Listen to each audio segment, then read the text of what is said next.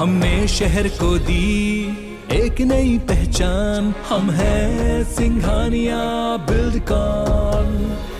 चरण का मतदान तो कल हो जाएगा और चौथा, पांचवा, छठवां, सातवां चरण अब के लिए सब लोग लगे हुए हैं। मैं समझता हूं कि दूसरे दो चरण में भारतीय जनता पार्टी बहुत बुरी तरह से पिछड़ गई है। तीसरे चरण भी रिजल्ट करीब करीब वैसे रहना है। अब संकेत ये आने शुरू हो गए भारतीय जनता पार्टी सरकार जा रही है। बस्तर संभाग के दौरे पे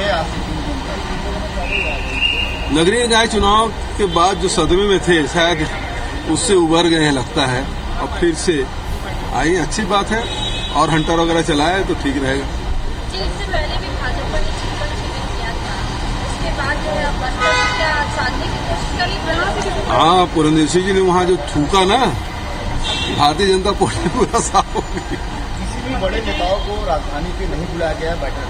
15 साल रहे रमन सिंह को भी मंत्री नहीं किया गया है बैठक। बिल्कुल स्पष्ट है, भारतीय जनता पार्टी नया नेतृत्व खोज रही है, और ये पुराने जो लोग हैं उसको दरकिनार करना चाहती है।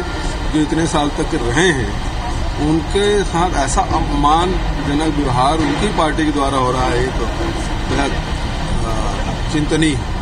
सर, ये राज्यपाल कह रही है कि कुलपति का नियुक्ति का अधिकार का संवैधानिक अधिकार है, और 14 में से 9 में जो है स्थानीय कुलपति है। एक ही समाज के लोग कुलपति बनते रहते हैं।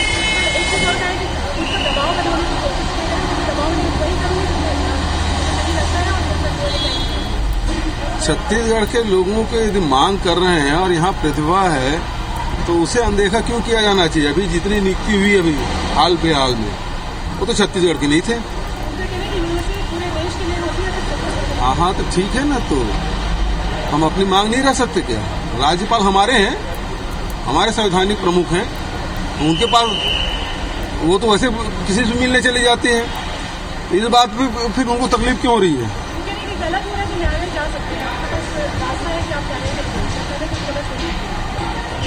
देखिए, किसको क्या करना है वो अलग बात है, वो राजनीति करना बंद करे। जो राजनीति कर रहा है ना वो बेहद दुर्भाग्यजनक है, छत्तीसगढ़ के हित में नहीं है। सर, ये रेत और सीमेंट के दाम लगातार प्रदेश में बढ़ रहे